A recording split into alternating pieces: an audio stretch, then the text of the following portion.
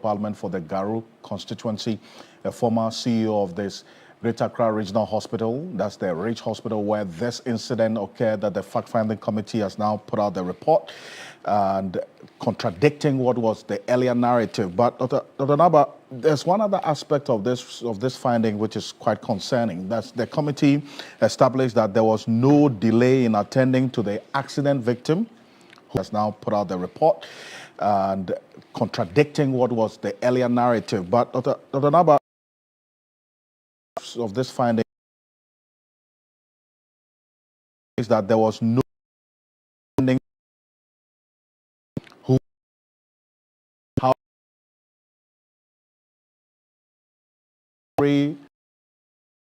MRI were non-functional, had broken down, forcing tests to be conducted outside the hospital. That's quite troubling, isn't it, for an institution like Ridge, which you were once the CEO? Thank you, Okansi, for inviting me. Let me first of all commend the minister for quickly putting up this committee after his visit to the place and giving them these references in a very short time for them to come out with the facts about all that happened on the 17th of August at the Ridge Hospital, the emergency department.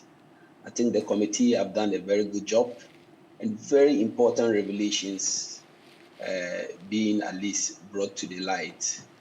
At least we are told that there is no dislocation on the nurse who was said to be beaten up. I'm very happy. At least it means she can recover very fast after psychological treatment and go back to work, to add to the few numbers of nurses in the hospital.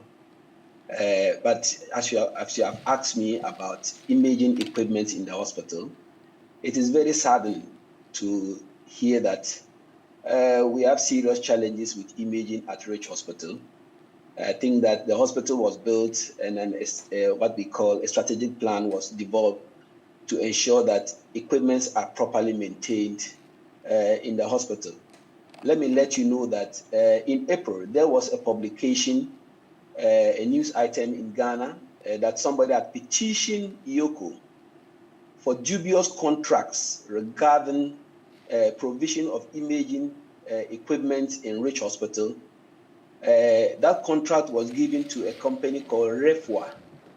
Refua was given a contract in, in June 2023 to provide X-ray, ultrasound, CT scan, and MRI equipment to Ridge Hospital and operate it with the staff of Ridge Hospital and take 80% of all that, any money that would accrue to their operations, whilst Ridge Hospital take 20%.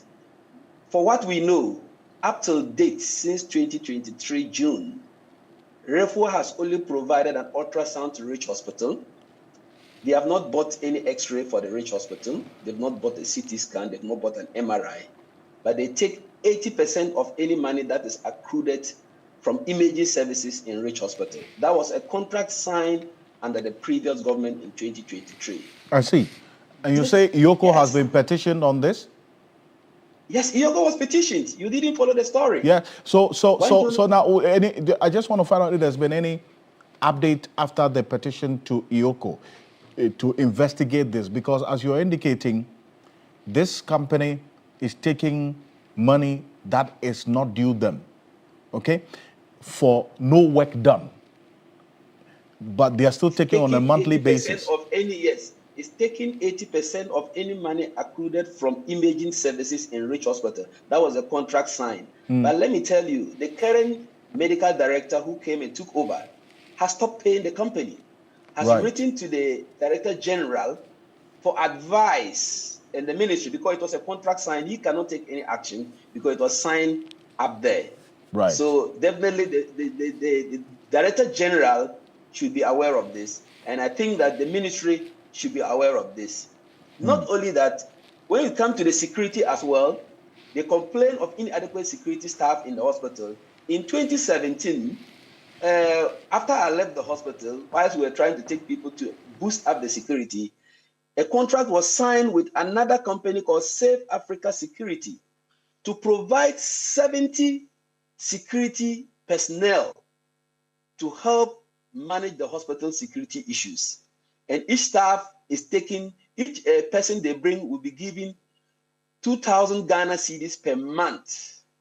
So if you are telling me there is a lack of security staff there, I think that was one of the allegations the investigative journalists also gave to EOCO, that it appears that company has not provided a number of security staff in the hospital, and even the medical director at that time did not really know the number of security staff they were supposed to provide from what he wrote to EOCO.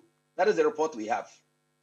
And EOCO is still handling it. And I think if there are lapses in security, then Safe Africa Security should be asked, where were his staff that day? These are all some of the things that we try to use PPP to work with government, and at the end we end up rather siphoning money from government without any work done.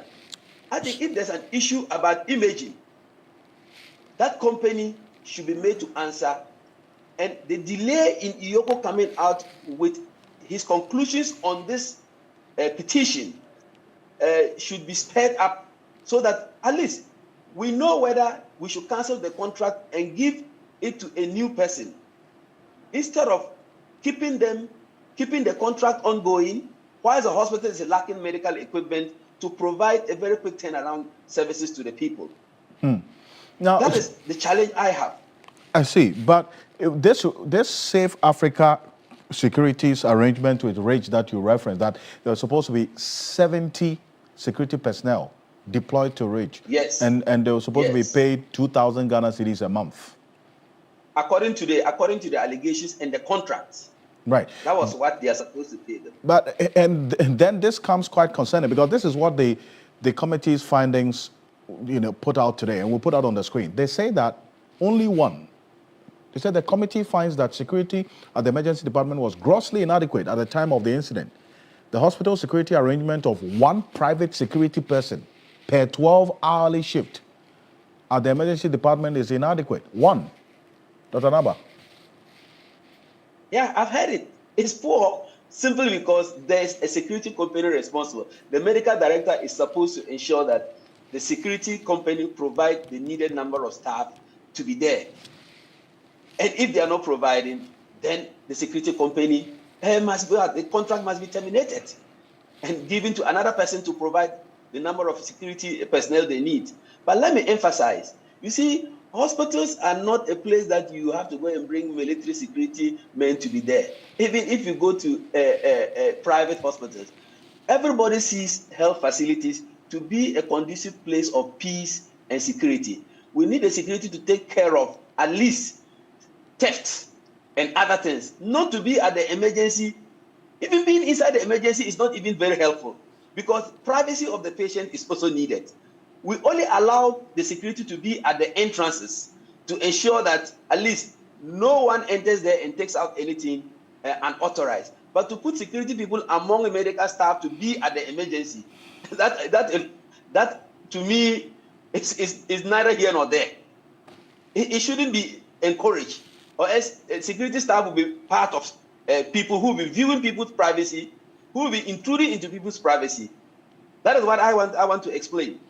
So however, for you, beyond this fact-finding committee's findings and recommendations, you would want some further investigation into these specific issues. The broken down the imaging machines, and then this security one as well, because there's supposed to have been contracts in place. Yes, you see, the imaging contract they signed was because the equipments were broken as far back as 2022, 2023. And they signed a contract with a company to provide the equipment and share the profit with the government. Government takes 20% and they take 80%. They provided nothing for 2 years, for 2 good years. Why are they still having a contract?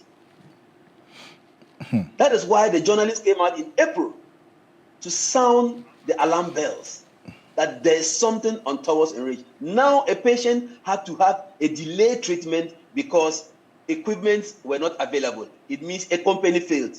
This type of PPPs, we don't like them. We need PPEs that will be functional, that will be beneficial, a win-win situation for the patients, for the hospital, and for the company that will be able to provide the services. And this must be looked into. And I'm told, the medical director has written to the Director General for advice on what to do with this contract. And it's one that we'll follow up quite closely. Thank you so much, Dr. Anaba. Thank you.